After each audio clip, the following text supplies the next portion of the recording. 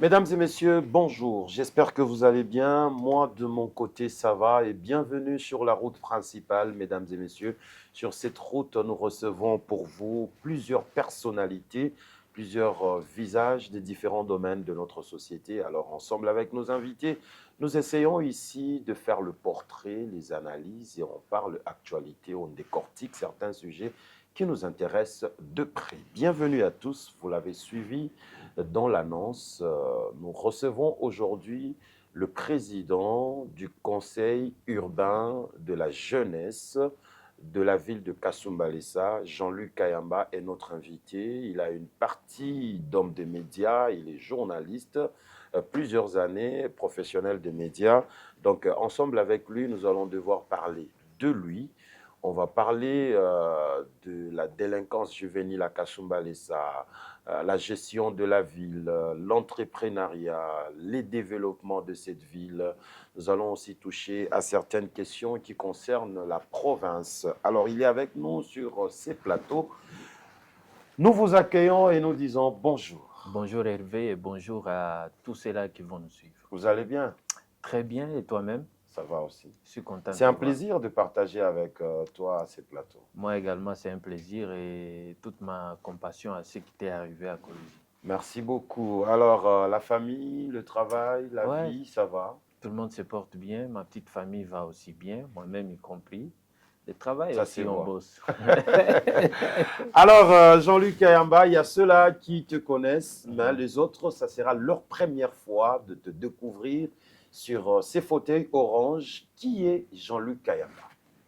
Jean-Luc Kayamba, c'est d'abord un journaliste qui a commencé sa carrière en 2007 avec la radio Paradoxe, puis avec Radio Deo Gracias.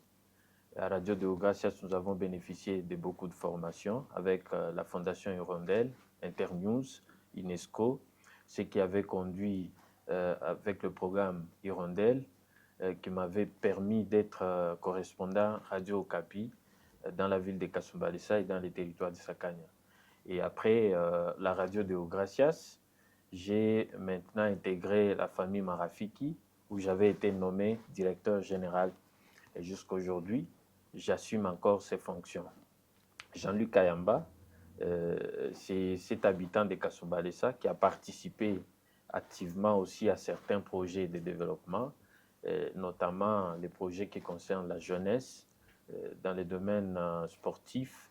Nous avons été aussi parmi les pionniers qui avaient tenté de commencer quelque chose en termes de construction du stade avec vous, Maître Malax, et le chef des cités, André Kapampa, à l'époque, actuellement maire de la ville de Kasumbalesa.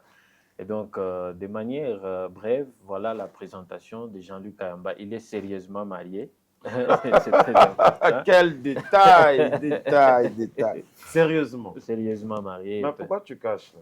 Non, je ne cache Ah, pas. ok. Et c'est donc connu de tous que je suis marié, toi-même y compris.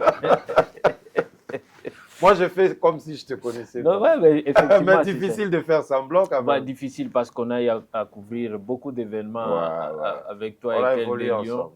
Voilà, et Manassé, Sito et les autres. Voilà un peu si je dois présenter la personne de Jean-Luc. Donc, c'est un journaliste de carrière.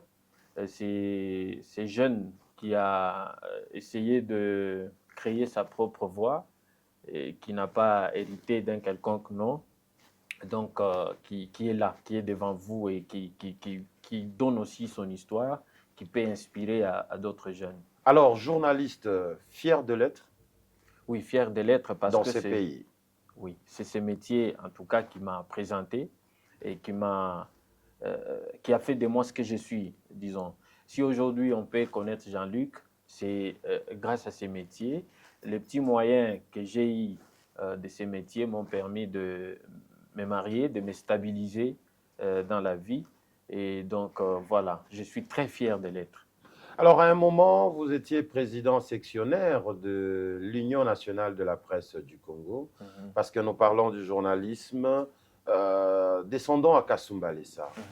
Est-ce que vous pensez que les médias évoluent bien dans ces coins de la province? le Bon, journaliste? Ils je, sont considérés, est-ce qu'ils travaillent en toute liberté? Bon, je sais que partout sur l'étendue de la RDC, la liberté n'est vraiment pas effective. Est-ce que les journalistes, ils sont à l'aise dans leur fonction? oui, les journalistes, je crois qu'il y a eu évolution. Tu vas te rappeler à notre époque, on travaillait presque comme ça, et je peux dire quoi, dans les bénévolats. Bénévolat. Et donc, on ne gagnait presque rien. Mais aujourd'hui, les médias se sont organisés avec les petits revenus. Il y a des journalistes qui sont rémunérés chaque mois. Je pense qu'il y a eu un progrès de ce côté-là. Et il y en a qui exercent librement leurs activités. Comme il y a aussi des journalistes partisans, ça c'est pas aussi à craindre, mais avec l'avènement des réseaux sociaux, les médias traditionnels sont sérieusement menacés, puisque ceux qui utilisent les réseaux sociaux ou les médias en ligne sont très sollicités avec cette histoire de coupure en énergie électrique. Bon, les partenaires sont obligés de recourir aux médias en ligne parce que leur information va circuler plus rapidement. Et donc, voilà un peu la grande difficulté. Et cela impacte sérieusement les recettes pour les médias commerciaux et les médias traditionnels, la radio et la télévision, bien sûr.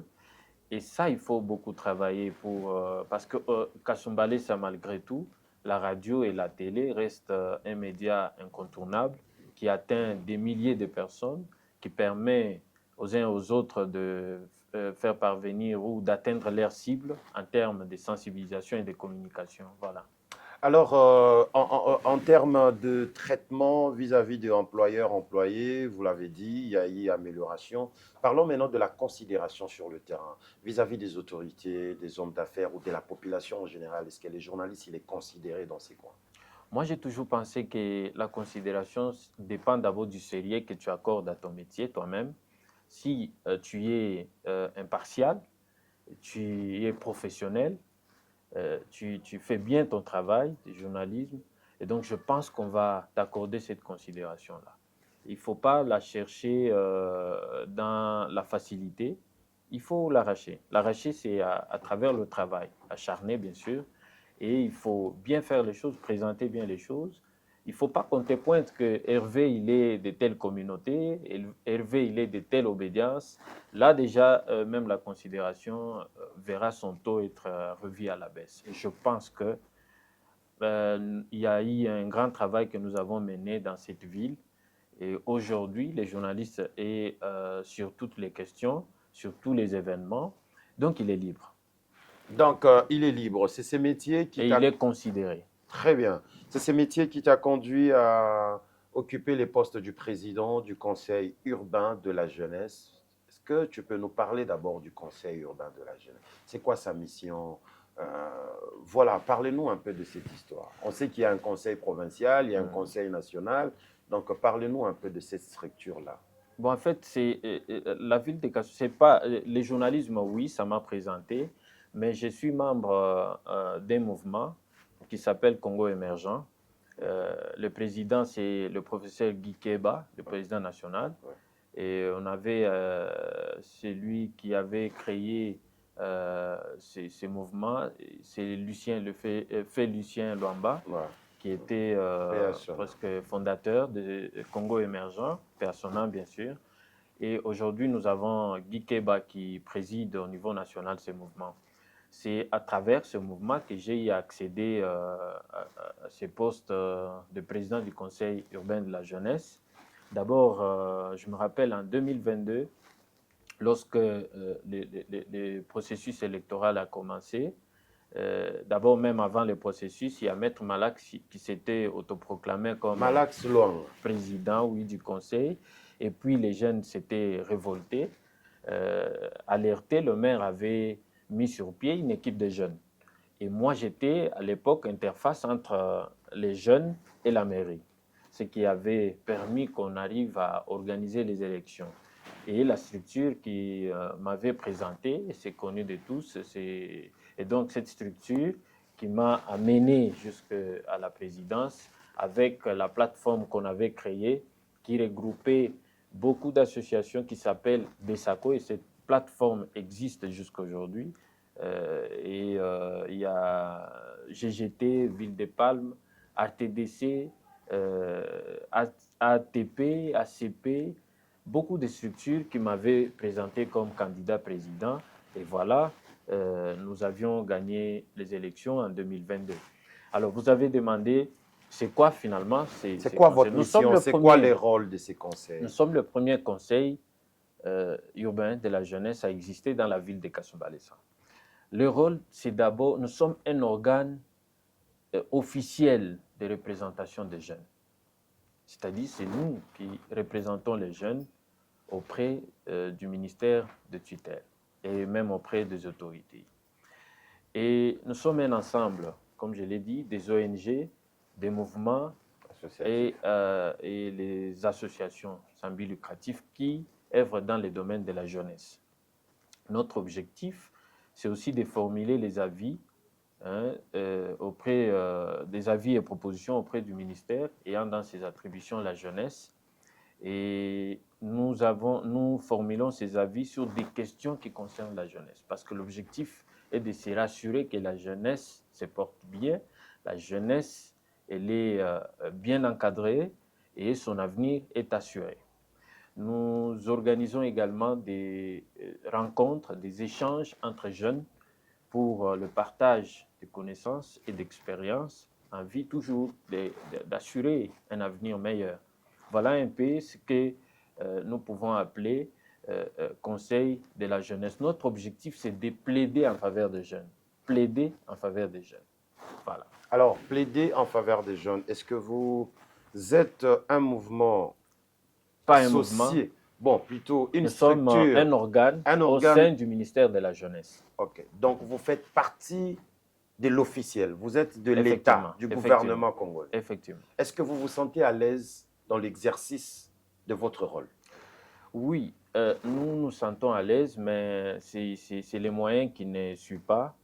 Parce que vous savez, dans l'arrêté 070, l'actuel arrêté, tout comme les anciens arrêtés, il est dit que le gouvernement doit nous doter les moyens pour notre fonctionnement. Je crois que vous avez suivi lors de l'installation du président national, notre ministre qui a dit, qui a déploré le manque de moyens à l'époque, depuis, et donc ces manques de moyens a été à la base du dysfonctionnement du Conseil et ça a fragilisé beaucoup de choses au sein du Conseil. Et donc, les moyens ne sont pas là. Et donc, mais nous nous sentons quand même à l'aise puisque c'est pour nous une mission de servir les jeunes, de plaider en leur faveur. Et donc, de ce côté-là, je me sens sérieusement à l'aise. Mais ce qui nous handicape, je le dis, c'est le manque de moyens financiers. Puisque pour organiser certaines assises, il nous faut des moyens.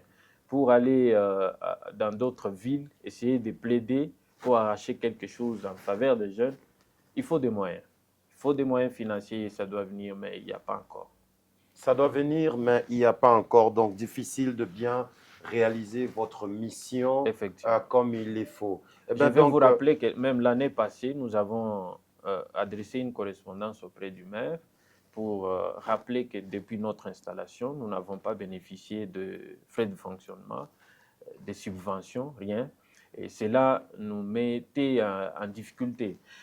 Mais ce que nous reconnaissons de la mairie, c'est l'accompagnement en termes de loyer de notre espace que nous louons pour organiser certaines activités, mais cela ne suffit pas. Puisque si je loue un espace où il n'y a ni meubles, ni quoi, et donc vous voyez un peu ce que ça présente comme image. Nous sommes à l'entrée de la République démocratique du Congo, et donc il nous faut suffisamment de moyens pour organiser des ateliers, pour organiser des forums d'échange entre jeunes. Mais comme ces moyens n'existent pas, nous essayons d'organiser avec bien sûr l'appui de la mairie certaines conférences et certains, comment je vais dire, certains ateliers pour tant soit peu accompagner les jeunes. Et c'était quoi la réponse de la mairie dans la lettre que vous avez déposée? On vous a dit quoi? Nous attendons la réponse. Il n'y a pas de réponse jusque-là, depuis l'année passée. Oui, on nous avait... Est-ce que vous pensez que la mairie de Kasumbalesa est en mesure de vous accompagner financièrement pour la réalisation de certains événements ou manifestations? Déjà, nous apprécions d'abord ce qu'elle fait. Lorsqu'on a une manifestation en écrit, elle répond. Elle apporte un appui financier, l'activité est organisée. Maintenant, nous avons un planning au bureau du conseil. Ce planning-là demande qu'il y ait des moyens disponibles pour l'exécuter. Il ne faudrait pas que ce soit de manière, comment je vais dire, c'est seulement lorsqu'il y a un événement que nous demandons et puis on nous donne. Mais ça doit être des moyens mis à notre disposition pour que nous ayons cette autonomie de gestion financière et également nous ayons cette possibilité d'appliquer notre politique. Alors, parce qu'on parle de jeunes, les jeunes de la ville de Kasumbalesa, est-ce les gens qui se font les idées de dire que les jeunes de Kasumbalesa, la majorité sont de voyous, la majorité n'étudie pas, la majorité c'est des troubleurs, des organisations, bref, une délinquance juvénile. Ceux-là qui se font cette idée-là, ont-ils raison, oui ou non? Ils n'ont pas raison. Est-ce que vous voulez dire que moi-même je suis le premier délinquant alors? Moi je pense que... La majorité. non, non, non, non. C'est une mauvaise image qu'on colle aux jeunes de la ville de Kasumbalesa. Ce sont des jeunes entrepreneurs, ce sont des jeunes intelligents qui innovent dans beaucoup de domaines. Mais seulement, ils n'ont pas beaucoup d'espace pour s'exprimer. Nous avons des jeunes joueurs, des talents exceptionnels, mais qui ne sont pas encadrés. Vous pouvez vous imaginer que toute la ville de Kasumbalesa, on n'a pas un stade. Mais il est en construction, il paraît. Attendez, je vais y arriver. Ça, c'est un très bon projet.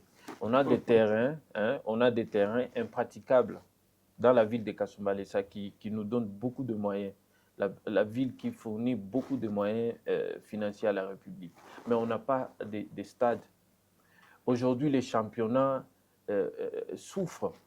Vous avez vu... Même pas un terrain à pelouse verte, tout ça. Pelouse verte, menacée par des espaces vides alors. Donc, ce sont des terrains impraticables. Et les championnats, l'entente de football de Kasumbalesa est en difficulté. Il y a même des équipes de football qui abandonnent à mi-parcours, faute de sponsors, faute de personnes qui doivent encadrer les jeunes talents. Et vous imaginez, on clôture un championnat, on donne seulement un trophée, il n'y a même pas d'argent. Pour aucun prix. Primer. Non, mais ça va venir de qui? Il n'y a pas. Le stade qu'on voulait nous construire à Sodimiko, il n'y a que les moellons qui sont restés et les engins ont été déjà retirés. C'est le gouvernement provincial, on ne sait pas pourquoi ça a été retiré. Ce projet n'a jamais été au niveau du exécuté. remblai, là? Oui, depuis 2022, les travaux avaient été lancés, mais jusqu'à aujourd'hui, rien n'est fait. Et alors, c'est cette jeunesse qui est abandonnée comme ça, que vous voulez coller l'image d'une jeunesse, comment je vais dire, vous avez utilisé un terme, hein, délinquant, des délinquants. Ouais. Non, je ne pense pas. Et donc, il faut qu'on commence d'abord par encadrer ces jeunes. On va découvrir beaucoup de talents. Il y a même des basketteurs, des Renault qui sont à Kasumbalesa. Vous voyez? Mais ce qui manque, c'est l'encadrement. Une fois l'entreprise Pacifique a tenté de donner quelque chose pour réhabiliter les terrains de basket de la Sodimiko, ces moyens encore, on ne sait pas, ça a été utilisé comment, et le terrain n'a jamais été les moyens remis à réhabilité. Au service des sports, le terrain n'a jamais été réhabilité, aucune responsabilité n'a été établie, et c'est resté comme ça. Je pense qu'il est temps de décourager ce genre de pratiques. C'était une action menée en faveur de la jeunesse. Quelqu'un ne peut pas bouffer l'argent comme ça, et puis on le regarde. Et puis, il n'y a pas d'action disciplinaire entamée. Ça colle aussi une mauvaise image dans notre vie. Mais je pense que nous avons des talents qu'il faut aujourd'hui encadrer, qu'il faut aujourd'hui accompagner et qui vont faire la fierté de la province du Haut-Katanga.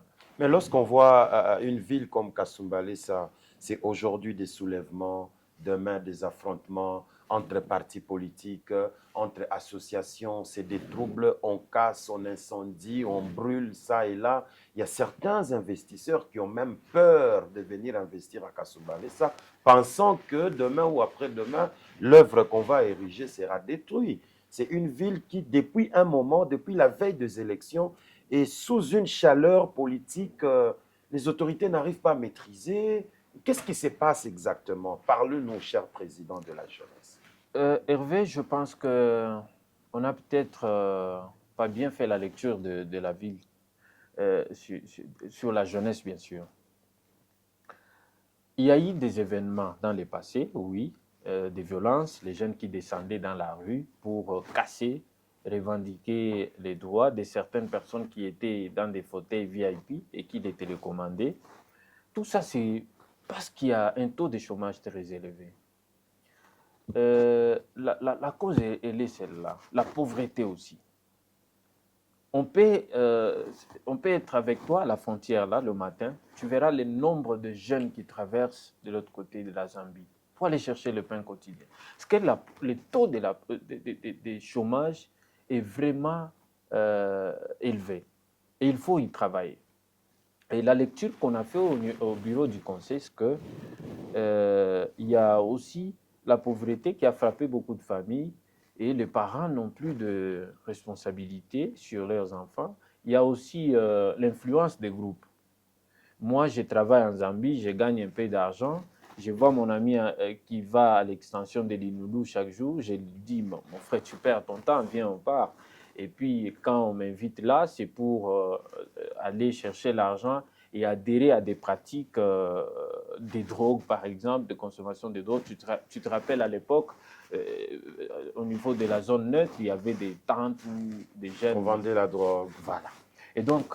Le whisky est prohibé. Voilà. Alors, ces comportements ou ces pratiques sont en train de rester dans le passé puisque nous avons organisé beaucoup de conférences sur la consolidation de la paix et c'est des jeunes qu'on réunissait de toutes tendances pour leur faire voir que la ville avait plus besoin de la paix que de la violence pour sa construction. Et même si on est frappé par la pauvreté ou le chômage, il ne faut pas aller casser ce qui a été déjà construit, mais il y a deux voies à travers lesquelles on peut exprimer son mécontentement. Et le bureau du conseil qui était là pouvait servir de pont maintenant pour faire entendre la voix de ceux-là qu'on appelle délinquants par erreur parce qu'ils ne sont pas encadrés. Et alors, je pense que de ces côtés-là, nous avons travaillé, mais aussi les autorités, notamment le maire de la ville, à sensibiliser les responsables des partis politiques, les invitant à la culture du civisme dans leurs partis politiques. Et j'ai vu les QG de beaucoup de partis politiques changer de discours, prêcher maintenant la paix, et ça a changé beaucoup de choses. Je crois que ça va faire une année, on n'a pas connu des événements, des violences. Donc, André Kapampa a pesé de son poids pour... Il a joué un rôle important. Okay. Il a été vraiment aussi four et au moulin pour tenter de prêcher la paix dans beaucoup de structures, dans beaucoup de partis politiques, et dans des réunions où nous avons pris part. Et donc, c'était son discours. C'est vrai, lui peut partir, mais on ne peut pas casser ce qui a été déjà construit. Et pour espérer... C'est le travail fait par le maire de la ville exactement ou il y a eu un poids au niveau provincial ou à un niveau national, des interventions pour essayer d'étouffer certains jeunes qui étaient bouillants dans ces domaines-là de violence? Non, étouffer pourquoi? Donc c'est un travail de la mairie de Kasumbalesa avec la société civile et nous les conseils et les partis politiques.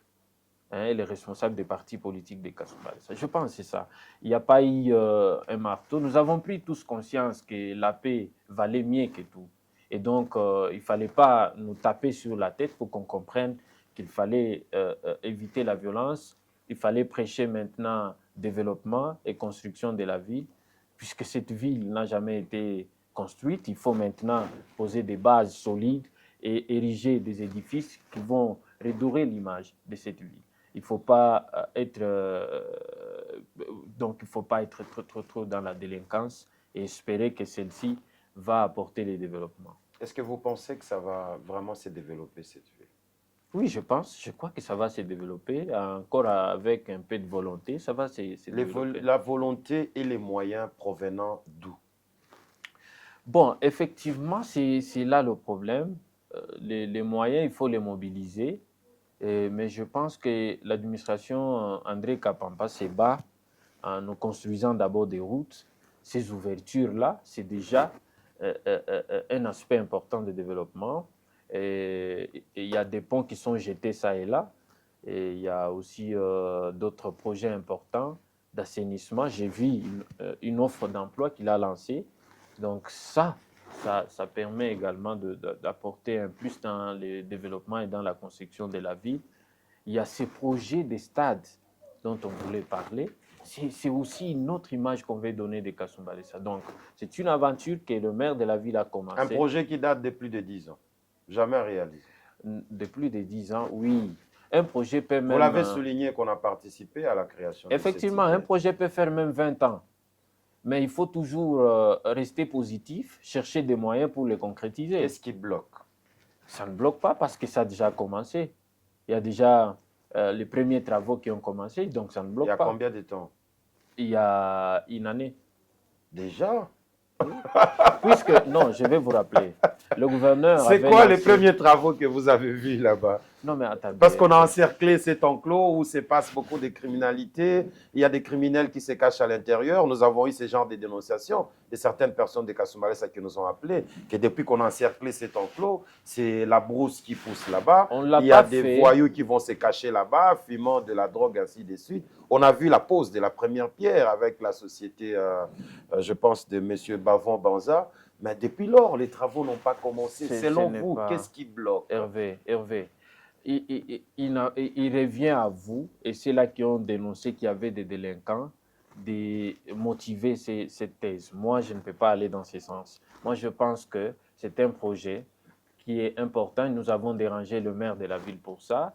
Et la première pierre, tu l'as dit, ça a été lancé ça a été posé plus tôt par le gouverneur de province. Ouais. Et c'est pas l'année passée que la première pierre a été posée. C'était quelle année? C'était en 2023, je te rappelle. Okay. Alors, les travaux ont suivi après. Et là, je vis le maire mobiliser tous ses services, mobiliser tous les moyens. Il y avait la brousse, il y avait un peu je vais appeler des termitières, il y avait beaucoup de trucs qu'on a enlevés. Et maintenant, l'espace est aplani. Il y a même des jeunes qui m'ont suivi pour demander qu'on place provisoirement des poteaux pour qu'ils commencent à jouer là-bas parce que ça paraît un peu praticable. Tu vois, donc c'est un projet qui inspire et nous avons intérêt à soutenir ce projet-là pour qu'il aboutisse parce que ce qu'on nous a fait à Sodimiko, nous continuons à regretter. Et là, je demande à nos élus de suivre ce projet-là de la Sodimiko. Le stade de la Sodimiko doit être construit parce que la province collecte aussi quelques taxes dans la ville de Kasumba Balessa. Mais par la bonne foi, il faut nous construire quand même certains ouvrages qui vont rester pour nous des symboles et des références. Parce qu'il ne faut pas seulement prendre l'argent et puis finalement on ne fait rien. Je n'attaque personne.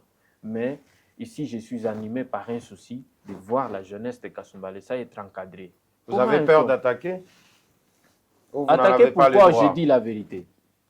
Non, parce que vous venez de dire que vous n'attaquez personne. Puisqu'il y a toujours des mal intentionnés qui vont me sortir du contexte.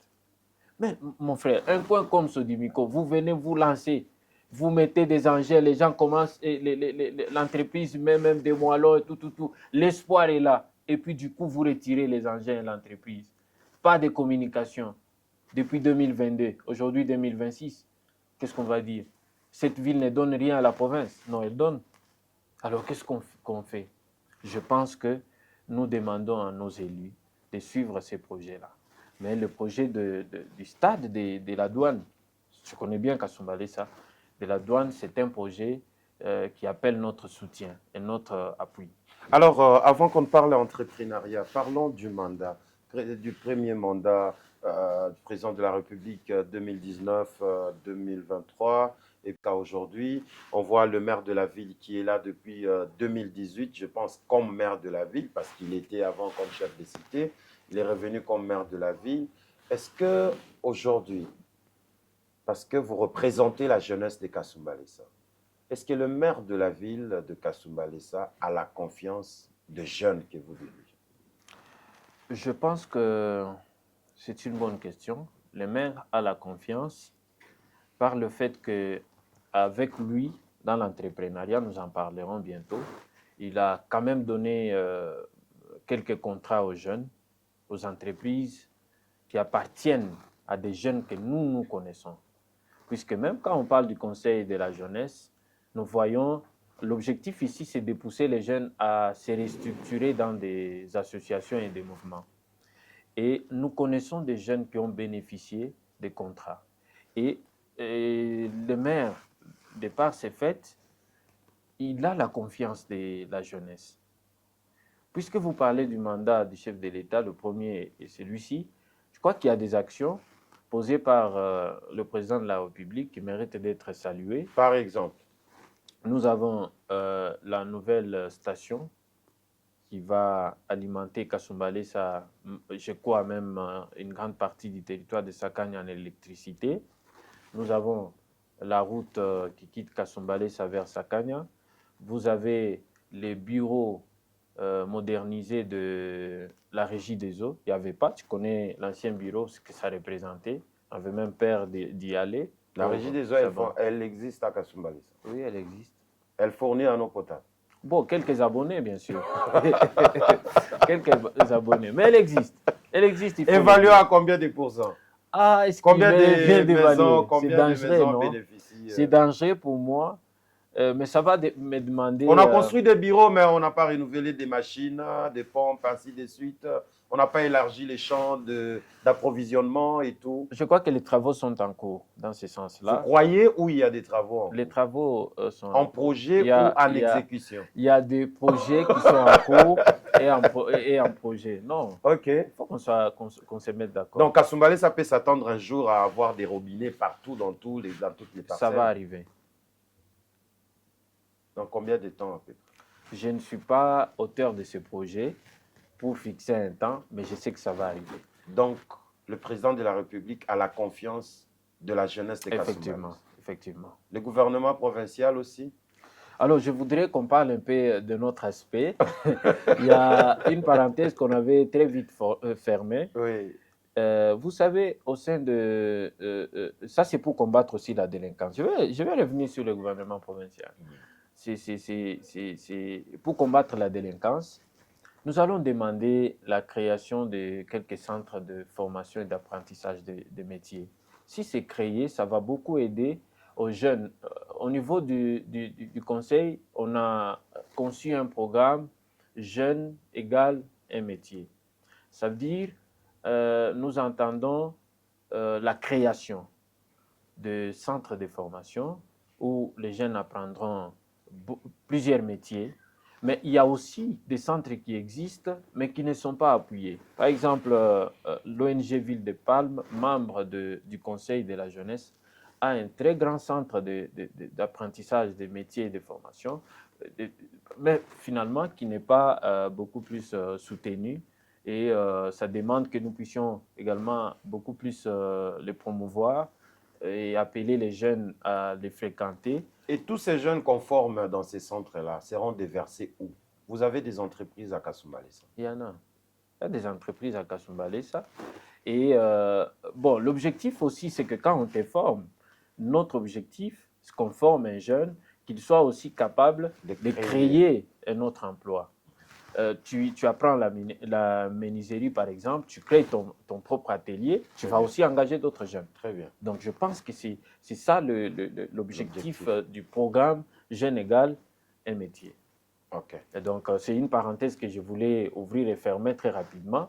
Mais revenons aux confiances. Vous avez dit le maire de la ville a la confiance de la population, le président de la République a la confiance de la population, et le gouvernement provincial? Le gouvernement provincial a aussi la confiance. Mais vous savez... Mais c'est quoi ces sourires-là? Non, mais c'est un sourire légendaire. Donc, ça me fait du bien de parler de cela. Mais je pense que nous avons l'impression d'être abandonnés. Hein, ça me fait rire, mais quelque part, je souffre en moi parce que nous avons l'impression qu'il y a une très grande distance entre nous, de Kasumbalesa, et le gouvernement provincial. Parce que la seule activité à ma tête, c'est la route Les Mérites réhabilitée et quelques forages qui avaient été placés. Point barre. Sur le 25 km promis, c'est 25 ou 24? Promis par qui? Le gouverneur Jacques Kaboula, vous vous rappelez? Oui, moi je me rappelle, je vous dis des choses que j'ai vues. Si vous vous en connaissez beaucoup, vous pouvez toujours détailler. Mais je sais que c'est seulement la route Les Mérites qui avait été asphaltée. À peu près combien de kilomètres? 2, 3, 4? Ça peut aller à 5, hein? Ok. Asphalté? Asphalté. Praticable jusqu'à nos Praticable. jours. Parce que cette route nous amène même jusqu'à Sodimiko quand on traverse avec le pont Kapampa qui est jeté. Donc ça nous amène jusqu'à Sodimiko. Donc on n'a pas besoin de prendre Bilanga Non, on n'a pas pour besoin de arriver à la prendre Bilanga. Sodimiko. C'est là qu'il faut saluer aussi l'action de la mairie de Kasumbalesa. Parce que là où la route s'est arrêtée, la route du gouvernement provincial, là où elle s'est arrêtée, la mairie a pris relève jusque sur la route bétonnée qui nous amène à Sodimiko. Non, mais lorsque vous nous dites ici que le maire de la ville a la confiance, le président a la confiance, donc à Kasumbalesa, si on peut bien comprendre, tout va bien à combien de pourcents? Tout comme quoi? Parce qu'il faut être... La vie sociale, les infrastructures. Non, je l'ai dit ici. Vous avez les hôpitaux, vous avez des centres de santé modernes. Est-ce qu'il y a des jeunes qui ont de l'emploi? Parce que lorsque vous dites que la population a la confiance des dirigeants, donc tout va bien, il y a une bonne gestion et il y a des belles réalisations. Je pense que vous mélangez un peu les tout. Non, non, je Parce ne que mélange nous y pas allons tout. point par point. Je vous ai posé la question concernant la confiance. La confiance, en fait... Donc, oui. si on a confiance en quelqu'un, donc cette personne me convainc. Ça, cette c'est personne travaille ta bien. compréhension qu'il ne faut pas diffuser à moi. Alors, comment vous définissez cette confiance Moi, je pense... entre population et dirigeants? Votre première question était de savoir ce que d'abord l'administration de la mairie a fait dans la ville. Je vous ai détaillé qu'il y a quelques routes, qu'il y a les projets du stade, il y a les marchés qui sont construits, il y a des projets d'assainissement pour rendre la ville propre. Et donc, c'est des actions que je vous ai détaillées. Mais il y a beaucoup aussi reste à faire. Par exemple, la création des centres de formation et d'apprentissage des métiers. Ça peut venir, ça concerne la jeunesse. Les centres de santé ou un hôpital, parce que Kasumbalesa, attention, nous n'avons pas un hôpital général de référence. Général de référence. Nous avons un centre de santé de référence que tu connais très bien, qui est non loin de la mairie, mais avec vraiment avec... une bonne prise en charge? Oui, il y a une bonne prise en charge, mais maintenant, il faut qu'on ait un hôpital de référence, puisque nous sommes quand même une ville. On ne peut pas avoir toujours des sous-structures de santé, mais on doit un peu faire mieux. Donc, beaucoup reste aussi à faire. Je ne dis pas qu'on a tout fait et tout va bien. Il y a beaucoup de réclamations. Il y a aussi beaucoup de chantiers qui n'ont jamais été exploités. Alors, parlons maintenant entrepreneuriat dans les détails. Qu'est-ce qui peut intéresser à un investisseur de venir mettre de moyens et créer une entreprise à Kasumbalesa? Parce qu'on sait que c'est une ville frontalière où l'activité principale, c'est la douane. Nous voyons ces mouvements, ces trafics qu'il y a à la frontière de camions, ainsi de suite, des marchandises qui viennent tout le jour. Ah donc, à part le secteur de douane, ou au travers le secteur de douane, qu'est-ce qu'on peut créer à Kasumbalesa qui peut donner de l'emploi aux gens et attirer encore beaucoup plus d'investisseurs? À Kasumbalesa, je crois que déjà on est en train de créer. Il y a par exemple l'entreprise d'exploitation minière Moussochi qui est là.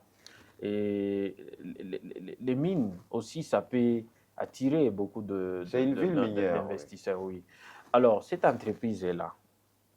Elle a été construite, mais aucun jeune entrepreneur de Kasumbalesa, je l'ai dit, sous réserve, aucun, n'a participé à la construction de cette entreprise-là. L'entreprise, c'est SEM? Oui, SEM, comme vous voulez. Société d'exploitation minière de Moussochi. Ok. Aucun jeune n'a bénéficié d'un contrat pendant la phase de construction. C'est vrai ça? Je vous l'ai dit et je m'assume. Mais qui ont construit? Je pense que c'est eux-mêmes qui ont construit. avec un peu la contribution de beaucoup de personnalités influentes. Mais les jeunes qui ont des entreprises et qui sont sans nom, qui sont sans référence, n'ont gagné aucun marché. Vous pouvez vous imaginer, il y a une usine là-bas qui nous fabrique de l'eau potable.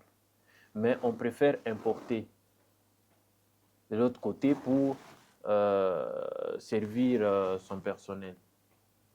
Est-ce que ça, on veut appuyer le développement? Je ne pense pas.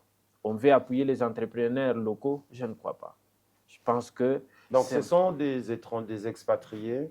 Oui, l'entreprise SEM appartient aux expats. Est-ce qu'il y a eu une offre qui a été lancée? Je n'en connais pas. Combien d'entrepreneurs ont postulé et on ne leur a pas donné? Ils n'ont jamais vu l'offre pour postuler, mon frère.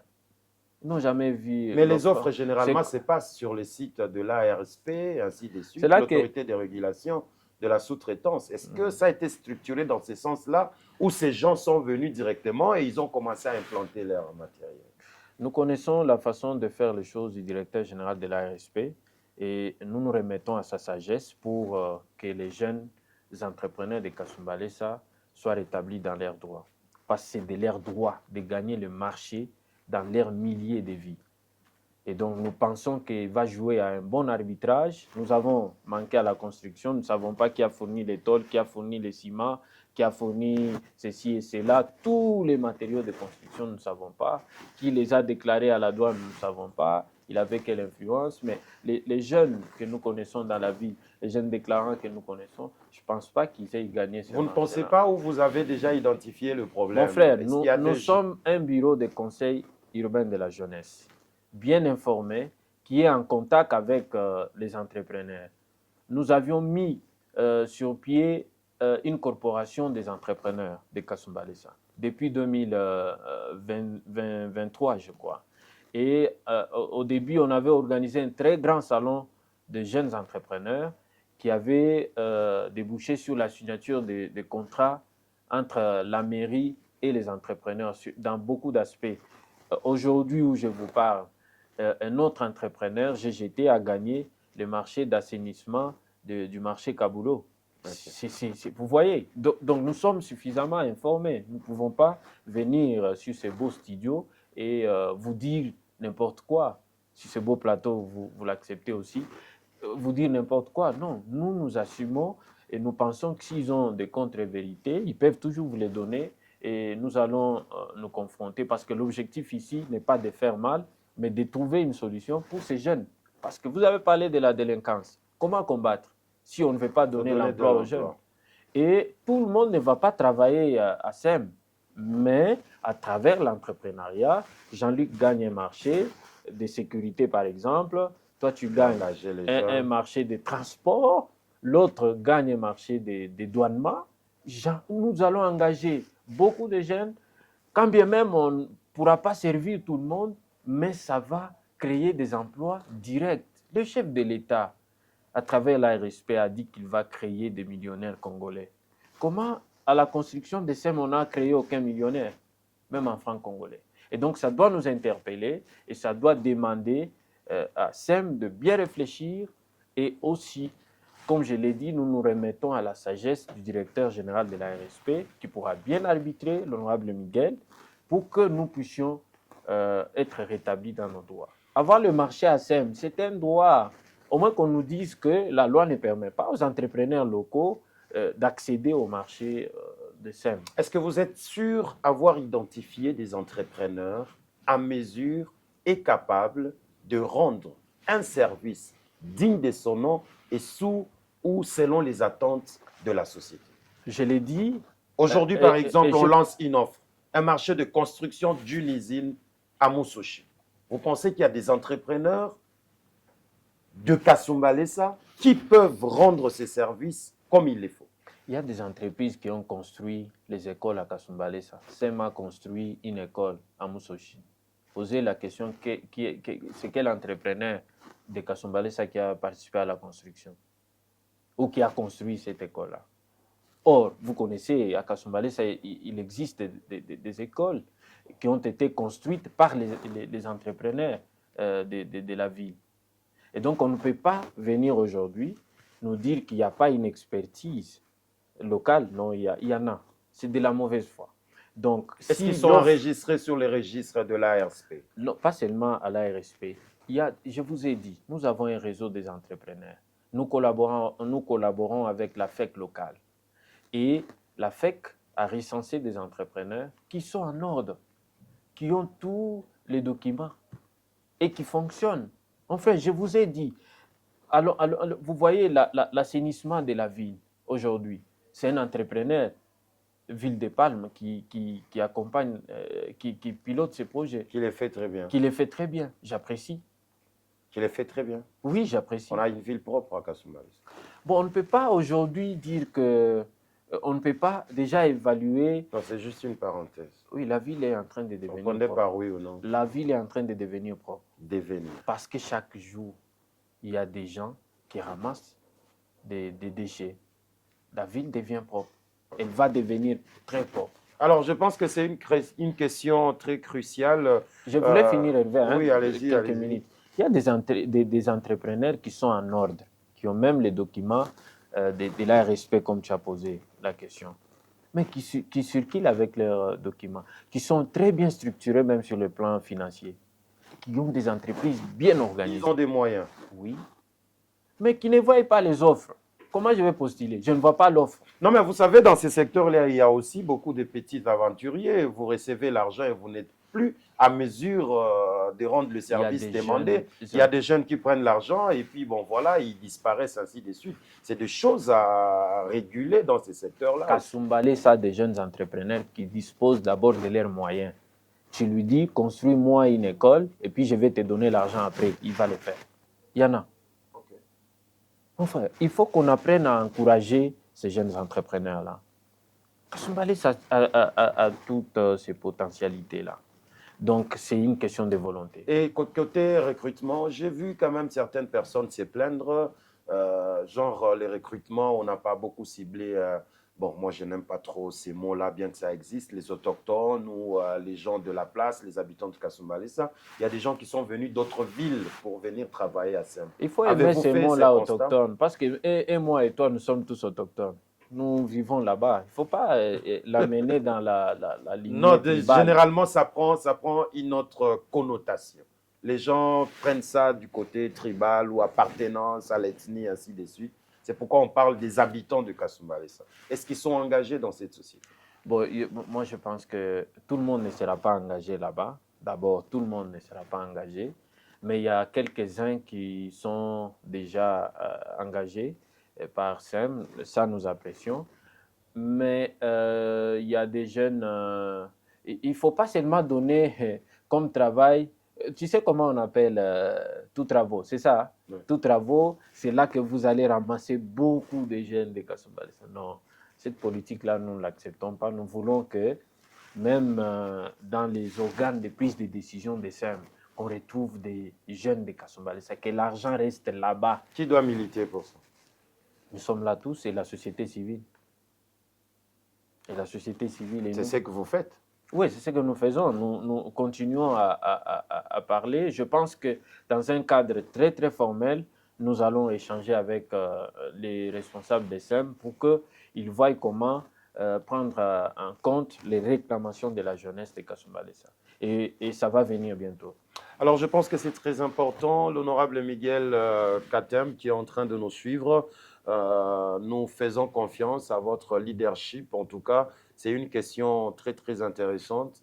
Dans la ville de Kasumbalesa, les entrepreneurs doivent se retrouver. Les entrepreneurs doivent avoir des contrats dans les entreprises de Kasumbalesa afin de lutter aussi contre le chômage aussi. C'est dans la vision du chef de l'État de donner de l'emploi direct ou indirect aux jeunes, de créer des jeunes millionnaires. Donc, c'est en donnant des contrats à des entrepreneurs que tout cela peut être effectif ou voilà, peut être réalisable. Donc, je pense que c'est un domaine que vous gérez très bien, vous avez de la maîtrise. Il faudra juste s'impliquer pour que les jeunes retrouvent leur gain de cause. Alors, on est en train de chuter avec cette émission. Vous avez parlé du secteur minier à Kasumbalesa, où les gens peuvent venir investir et créer de l'emploi. Rentrons dans les secteurs de douane. Est-ce que le taux du trafic que vous constatez dans cette ville et le retour sur la vie sociale de la population, est-ce que ça correspond? Pas du tout, ça ne correspond pas, puisque vous voyez, ça relève maintenant de la politique nationale. Et ça interpelle aussi nos élus au niveau national qui doivent approcher les uns et les autres, les ministres, chacun dans son secteur, pour évaluer ce qui est fait à Kasumbalesa. C'est vrai, l'impact, on ne va pas les sentir, mais plus il y a des réclamations, plus nous allons maintenant voir le gouvernement réaliser certains projets. Donc je pense qu'on doit faire confiance au président de la République. Avec un peu de temps, nous verrons quand même quelques réalisations et on doit aussi accompagner nos élus et toute la notabilité pour espérer un jour voir des grands ouvrages accompagner les actions menées par la mairie de Kasumbalesa. Alors, Mais on a plus parlé que des mines, de la douane. Il y a aussi les secteurs agricoles. très bien. Le secteur agricole, au niveau de l'association, nous avons fait une tournée pour voir comment fonctionnaient nos associations. Nous nous sommes rendus compte que chacune d'elles a un champ, a une ferme. Mais il manque un accompagnement en engrais ou en matériel aratoire et tout. Donc, ce sont des jeunes qui se débrouillent, qui produisent quelque chose, mais qui ne sont pas subventionnés en, comment je vais dire, en engrais et tout ce qui accompagne. Alors, si dans les programmes du gouvernement provincial, on peut aussi penser à cette catégorie des jeunes de la ville de Kasumbalesa qui se sont investis dans l'agriculture, mais qui essayent de faire quelque chose, mais qui se retrouvent aujourd'hui bloqués, Il y a quand même certains faute de moyens. agriculteurs qui ont déjà bénéficié de Je ça vous parle du d'abord. gouvernement provincial. Je crois oui, il y a quelques-uns, mais nous plaidons aujourd'hui au nom du Conseil pour que ces structures qui sont pleinement impliquées dans l'agriculture, dans la ville de Kasumbalesa, bénéficient d'un accompagnement. Et nous avons été avec même certains de nos collègues journalistes, de nos collègues bien sûr, Cito et Ben avec leur journal Les Patriotes, hein, c'est ça. Alors, nous avons vu des champs, Hervé, nous avons vu des efforts, mais qui sont limités. Limités pourquoi? Parce que Ils ne sont pas appuyés. ils sont pas appuyés, faute de moyens. Bon, ils produisent ce qu'ils peuvent, juste pour permettre à leurs membres de survivre plutôt. Donc, c'est ça qu'ils font. Je pense qu'aujourd'hui, si le programme du gouvernement provincial c'est s'orienter aussi vers Kasumbalesa, on pourrait, tant soit peu, lutter contre la dépendance un produit agricole vers, vous savez vous-même, je ne vais pas citer le pays, mais je pense que nous pouvons faire mieux avec l'appui du gouvernement provincial. Vous pensez que si le gouvernement appuyait, ça pourra créer de l'équilibre? Bon, on Oui, doit en parler, c'est une réalité, parce que les produits qui viennent de la Zambie ont une forte influence, une forte consommation dans notre espace, voire même le Grand Katanga. Vous pensez que si cette politique est développée au niveau de la frontière, ça peut créer de l'équilibre? Effectivement, ça va permettre à nos amis qui ont investi dans ces secteurs de nous produire un peu plus. Parce qu'aujourd'hui, c'est sans appui qu'ils arrivent à servir seulement leurs membres en maïs, en légumes. Donc, vous voyez, donc je pense qu'il y a un besoin accru en termes d'accompagnement du gouvernement provincial et du gouvernement central. Alors, on va finir avec une ou deux ou trois questions, je voulais dire. Parlons un tout petit peu rapidement de la tracasserie. Est-ce que les jeunes y travaillent en toute liberté? Parce qu'on a vu, il y a un couloir de l'autre côté, un couloir piétonnier pour les petits commerçants, tout ça. Il y a beaucoup de jeunes qui ont des vélos, des chariots, ainsi de suite. Est-ce qu'ils travaillent en toute tranquillité dans ces secteurs-là? Bon, dire qu'ils travaillent en toute tranquillité, c'est fort. mais ce sont des jeunes, comme je l'avais dit au début de l'émission, qui souffrent. Et quand les services sont au couloir, leur objectif, c'est mobiliser les recettes, mais il y en a aussi qui en abusent.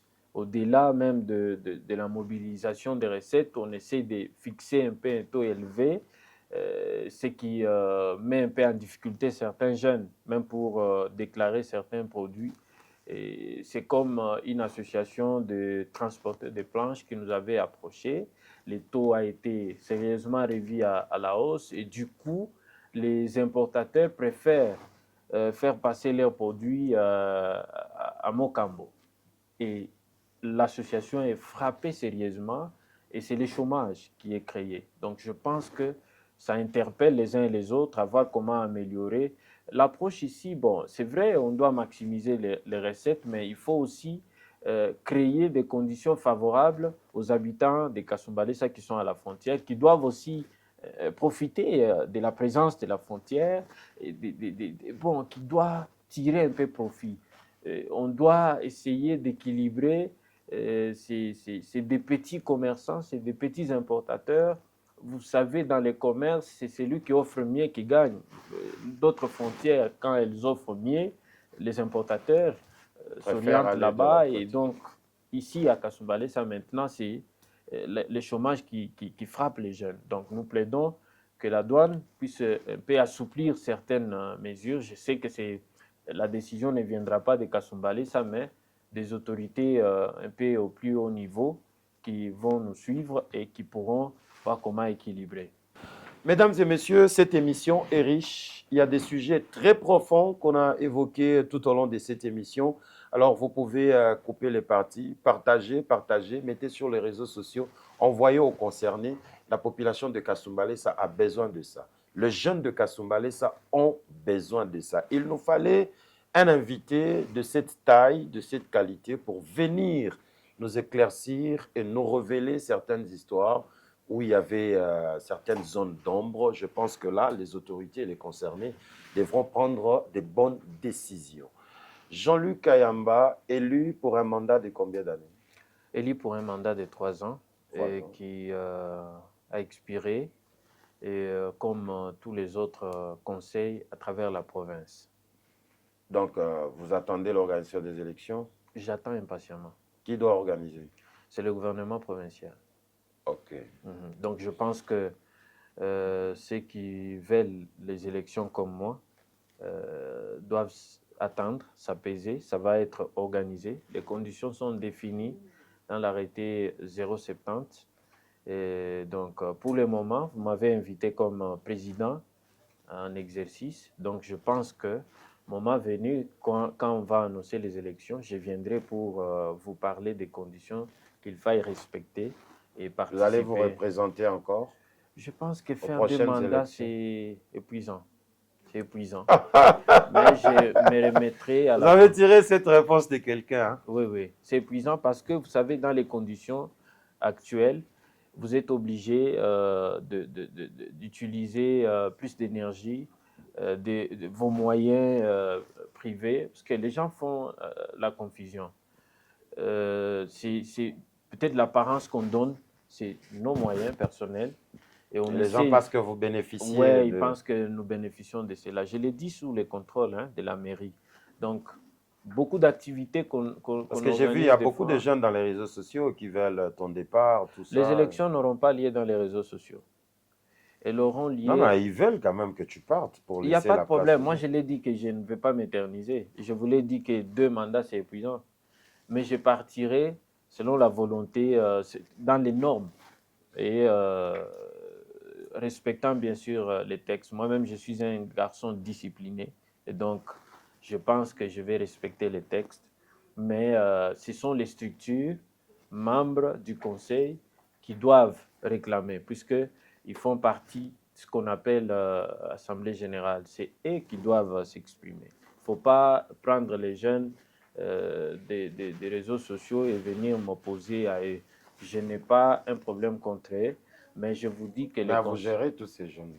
Le conseil se porte très bien avec toutes ces structures qui participent aux activités depuis l'élection jusqu'à aujourd'hui. Parce que même dans l'arrêté, ne peuvent participer aux élections que la structure qui a participé aux activités du conseil, affiliée d'abord au conseil, et qui a participé aux activités pendant 3 ans.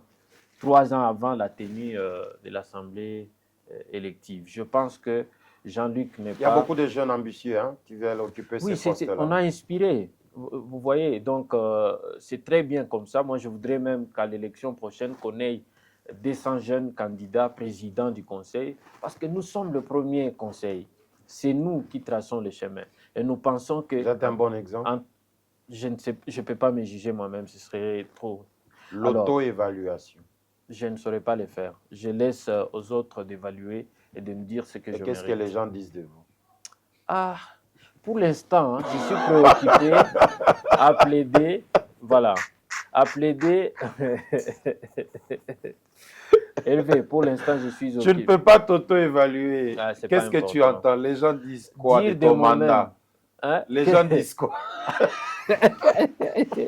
Tu veux me pousser à aller dans la rue, commencer à faire... Messieurs et dames, l'émission est finie. Non, attends. Mais vous avez les échos quand même. J'ai les échos. Ça reste pour moi. Toi et ton comité, vous apprenez quand même des choses. Les gens disent quoi? Vous êtes bon ou mauvais? Ou moyen? Comme dans toute gestion, il y a des gens qui nous apprécient et les autres qui ne nous apprécient pas. Il y a des gens qui veulent Ceux-là qui vous apprécient sont à combien de pourcents? Ceux-là qui nous apprécient. Si je dois évaluer, ils sont même à 80. Bon, puisque tu me demandes... L'émission est finie. Mais oui, j'ai rigolé. J'ai les droits quand même. C'est ces rires légendaires. Comme j'ai aussi les droits. Jean-Luc Kayamba, merci d'avoir répondu à notre invitation. Merci Hervé. Ces plateaux et les vôtres, je pense qu'on doit commencer à organiser des sorties comme ça régulièrement pour éveiller, interpeller et aussi apprendre à ceux-là qui ne connaissent pas, enlever surtout les zones d'ombre. C'est très important. J'apprécie votre initiative de faire cette sortie. Je pense que ça va profiter à beaucoup de jeunes qui nous ont suivis. Merci Hervé. Donc je pense aussi que ça va être une occasion pour nous de lancer beaucoup de forums en termes de formation sur l'entrepreneuriat. Nous avons une opportunité qui s'est présentée dans notre ville avec la présence de la société Musoshi. Nous devons maintenant nous préparer, nous restructurer avec des entreprises légalement créées pour maintenant tenter de postuler sur les offres qui vont se présenter avec l'exploitation qui va bientôt commencer. Qu'on ne s'intéresse pas tous sur la redevance, parce que la redevance ne va pas nous profiter tous. C'est vrai, ça va poser beaucoup d'actions à grande visibilité dans la ville. Ça va aussi directement créer de l'emploi. Mais nous, comme entrepreneurs, cherchons à concourir au contrat qui participe à l'activité principale des SEM, qui est l'exploitation minière. Et donc, SEM peut nous donner les contrats de sécurité, un exemple, les contrats de dédouanement de ces produits, les contrats de transport des minéraux, des restaurations, ainsi de suite. Et c'est un appel que je lance aux entrepreneurs de Kasumbalesa. Il ne faut pas dormir, c'est le moment d'agir maintenant. Il faut se réveiller et aller chercher les contrats, aller bousculer SEM, postuler. Si ils ne publient pas en ligne, il faut aller seulement chez eux. Là, on dépose tous, on prend les accusés de réception, on soumissionne, on a des accusés de réception. Ça va nous permettre maintenant de faire le suivi et d'évaluer si SEM a la volonté de participer à la création des millionnaires congolais dans la ville ou pas. S'il ne le fait pas, nous allons nous interroger dans quelle vision SEM se situe, puisque le chef de l'État voudrait lui créer des millionnaires congolais. Et c'est notre volonté, c'est notre combat acharné. J'en appelle à la bonne conscience des jeunes, à l'accompagnement de tout le monde pour que nous puissions réussir cette mission. Puisque si parmi nous, on s'est trahi, donc c'est les autres qui vont profiter des contrats. Ce sera des millionnaires chinois, ce sera des millionnaires européens, ce sera des millionnaires étrangers. Et il est temps de se mettre d'accord, de parler le même langage et de bousculer SEM pour qu'on voie réellement le développement dans notre vie. Très bien, nous voulons voir les développements de Kasumbalesa. Mesdames et messieurs, merci à vous tous de nous avoir suivis. Ces plateaux et les vôtres. Contactez-nous au numéro affiché au bas de l'écran pour réserver votre place. Ici, nous vous donnons parole et vous parlez en toute liberté, en toute démocratie. Vous êtes le bienvenu. Vous nous suivrez sur Nyota Télévision, notre chaîne partenaire, et sur Manseba Télévision. Sur YouTube, notre chaîne, c'est Le Principal TV. N'oubliez pas de vous abonner pour ne rien rater. Merci à tous, merci à la grande équipe qui nous a tenu compagnie au niveau de la technique et merci à tous les téléspectateurs. Que Dieu vous bénisse.